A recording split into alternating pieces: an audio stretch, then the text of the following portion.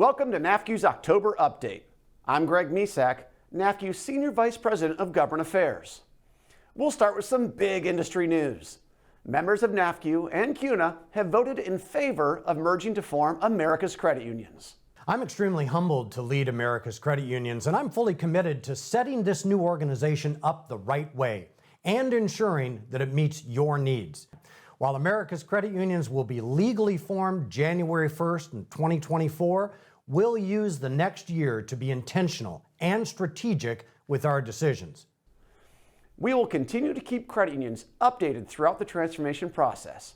Visit nafcu.org/merger for the full announcement video and the latest information. While that vote was going on, the House of Representatives had a few votes of their own. After former Speaker of the House Kevin McCarthy was removed from his post, the House elected Representative Mike Johnson of Louisiana as the new Speaker of the House. With roughly 2 weeks until the stopgap funding bill expires, all eyes are on the House to quickly find a solution. On the regulatory end, it was a busy month for the CFPB. Early in October, the Supreme Court heard oral arguments on the CFPB funding case. If you want in-depth analysis of the arguments, check out a special episode of our Credit Union Policy podcast, hosted by our Vice President of Regulatory Affairs, Ann Petros. For a brief recap of arguments, use the link below to view our coverage.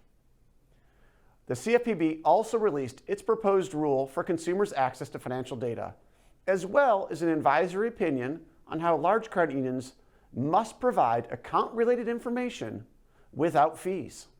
In a recent op-ed, I expressed NAFCU's strong disappointment in the CFPB as the Bureau continually evades its regulatory requirements. Check out the op-ed that's linked below.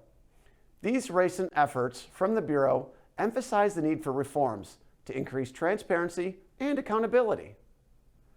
On the interchange front, we wrote to Federal Reserve Chairman Jerome Powell on recent merchant requests to make changes to debit interchange regulations. Unfortunately, during an October 25th meeting, the Fed Board released a proposed rule to decrease 2 of the 3 components of the interchange fee cap, the base component and the ad valorem component, while slightly increasing the fraud prevention adjustment component. Governor Mickey Bowman was the only dissenting vote, and she expressed concerns about the impact the proposal would have on smaller issuers. We couldn't agree more.